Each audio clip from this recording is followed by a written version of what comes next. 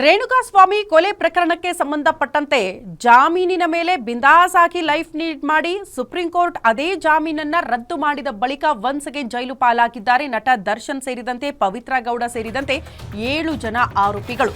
ಒಂದ್ ಕಡೆ ಜೈಲಲ್ಲಿ ಹಾಸಿಗೆ ದಿಂಬು ಸಿಗ್ತಾ ಇಲ್ಲ ಅಂತ ಪರದಾಡ್ತಾ ಇದ್ರು ನಟ ದರ್ಶನ್. ಇದರ ಬೆನ್ನಿಗೆ ಮತ್ತೊಂದು ಅತಿ ದೊಡ್ಡ ಶಾಕ್ ಕಾರಣ ಇವತ್ತು ಚಾರ್ಜ್ ಫ್ರೇಮ್ ಆಗತ್ತಂತೆ. ಹಾಗಾಗಿ ಕೋರ್ಟ್ಗೆ ದರ್ಶನ್ ಸೇರಿದಂತೆ ಎಲ್ಲ ಆರೋಪಿಗಳು ಜಸ್ಟ್ 7 ಜನ ಮಾತ್ರ ಅಲ್ಲ, ಅಂದ್ರೆ ಈಗ ಯಾರು ಬೇಲ್ ರದ್ದಾಗಿದೆ, ಯಾರು ಜೈಲಲ್ಲಿದ್ದಾರೆ ಅವರು ಮಾತ್ರ ಅಲ್ಲ, ರೇಣುಕಾಸ್ವಾಮಿ ಕೊಲೆ ಪ್ರಕರಣಕ್ಕೆ ಸಂಬಂಧಪಟ್ಟಂತೆ ಈ ಹಿಂದೆ 17 ಜನ ಆರೋಪಿಗಳ ಬಂಧನ ಆಗಿತ್ತು. ಅವರೆಲ್ಲರ ವಿರುದ್ಧ ಕೂಡ ಚಾರ್ಜ್ ಶೀಟ್ ಅನ್ನ ಸಲ್ಲಿಕೆ ಮಾಡಿದ್ರು ಪೊಲೀಸರು. ಅಷ್ಟೂ ಜನ ಆರೋಪಿಗಳು ಇವತ್ತು ಕೋರ್ಟ್ಗೆ ಹಾಜರಾಗಬೇಕು. ಹಾಗಾಗಿ ಇವತ್ತು ದರ್ಶನ್ ಕೋರ್ಟ್ ಮುಂದೆ ಹಾಜರಾಗಲಿದ್ದಾರೆ, ನ್ಯಾಯಾಧೀಶರ ಮುಂದೆ ಹಾಜರಾಗಲಿದ್ದಾರೆ. ಯಾರು ಕೂಡ ಮಿಸ್ ಆಗೋ ಹಾಗಿಲ್ಲ, ಎಲ್ಲರೂ ಕೂಡ ಖುದ್ದಾಗಿ ಹಾಜರಾಗಲೇಬೇಕು, ಇದು ಕಡ್ಡಾಯ ಅಂತ ನ್ಯಾಯಾಧೀಶರೇ ಸೂಚನೆ ಕೊಟ್ಟಿದ್ದಾರೆ. ಹಾಗಾಗಿ ಖಾಕಿ ಭದ್ರತೆಯಲ್ಲಿ ಆರೋಪಿಗಳನ್ನ ಕೋರ್ಟ್ಗೆ ಹಾಜರುಪಡಿಸ್ತಾರಂತೆ ಪೊಲೀಸರು.